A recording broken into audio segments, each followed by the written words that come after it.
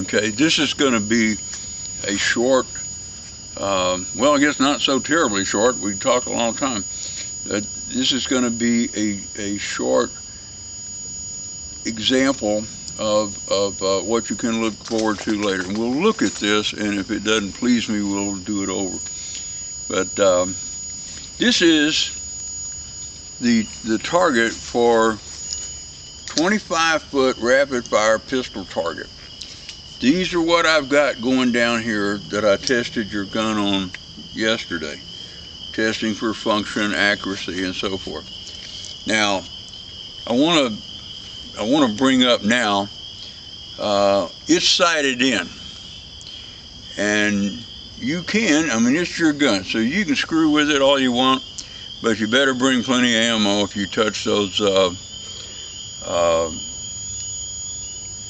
crosshair alignments and so forth, because that's a learning process, and you're not going to be ready for that for a long time.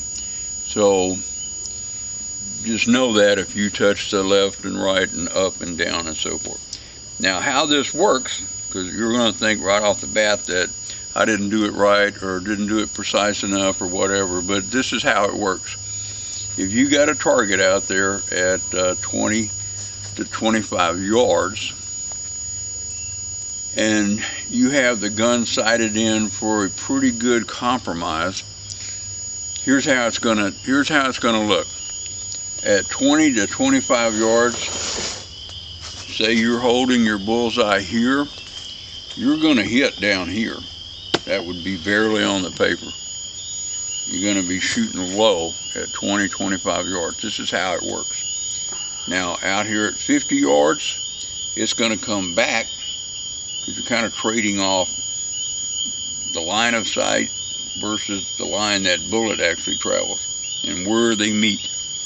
And so at 50 yards, it'll hit right in here, right in the middle. And if you can hold them in here at 50 yards, you're getting a good start at it. At 100 yards, your group should still be able to hold them in a circle like this, but now at 100 yards, it's 2 inches low at 25, right on at 50, and then out there at 100 yards, she's now climbed 2 inches or so, and that puts you right up here at the top.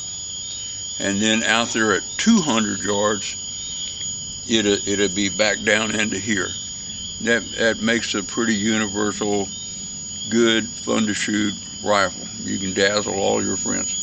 So if you're at 25 yards and you want to shoot a snake, I can write that on the gun if you want, if you don't think you can remember it, but you would have to hold 2 inches high, and then that bullet would come down and hit right here. At 100 yards, your bullet is going to strike up here.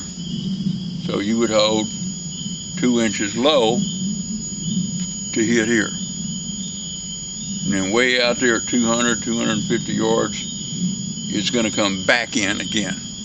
I'll put it on there, I'll write it on the scope if you think that'll help you. Now, you can change that up a little bit by changing the weight of the bullet.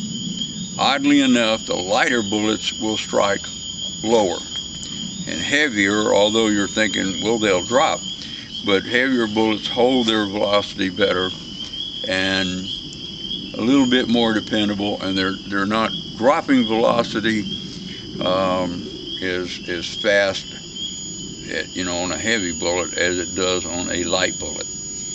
And depends on what you buy, what you're willing to pay for those little real light loads like 38, 40, 45 grains.